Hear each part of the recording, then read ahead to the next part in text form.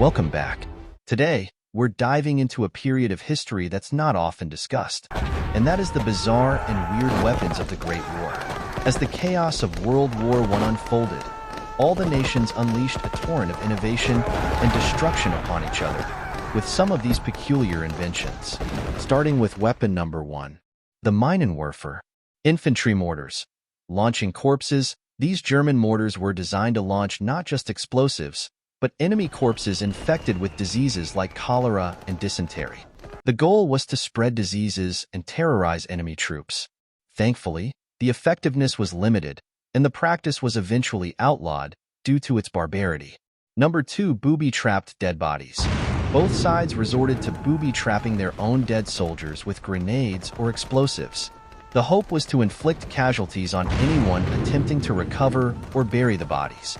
This tactic added another layer of danger to the already grim task of retrieving the fallen. Number 3, the exploding rats. A gruesome psychological weapon.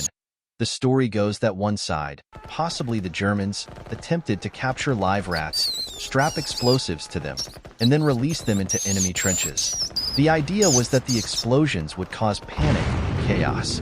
While the historical evidence is shaky, the concept itself is a grim reminder of the lengths some may have considered going to during this brutal war.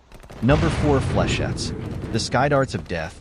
These are the mass-produced steel darts, designed to be dropped from aircraft during the First World War with devastating effect piercing through the human flesh before dropping bombs. Number 5, foot pyrotechnic dogs. A peculiar project aimed at training canines to carry explosives underneath enemy tanks.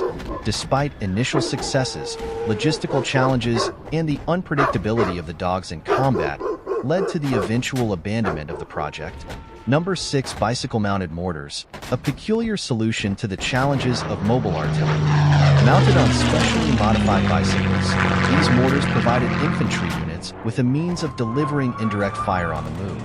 Number 7, periscope rifle. A rifle with a periscope attached to its top, allowing soldiers to fire from the safety of their trenches without exposing themselves to enemy fire.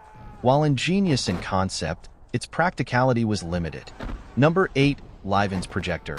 The Livens projector was a simple mortar-like weapon that could throw large drums filled with flammable or toxic chemicals. In the First World War, this weapon became the standard means of delivering gas attacks by the British Army and creating chaos among enemy lines. Number 9, Livens large gallery flamethrower. A fearsome weapon and a large experimental flamethrower which could unleash torrents of burning oil upon enemy positions, creating chaos and confusion on the battlefield. And used by the British Army in World War I, named after their inventor, Royal Engineers Officer William Howard Livens. Number 10, the Flammenwerfer pioneers, human flamethrowers.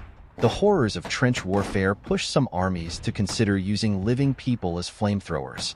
The idea was to strap a flamethrower backpack onto soldiers heavily padded with asbestos and send them into enemy trenches. Thankfully, this tactic was deemed too risky and never widely deployed. Remember to handle these topics with sensitivity and emphasize the ethical concerns surrounding these tactics.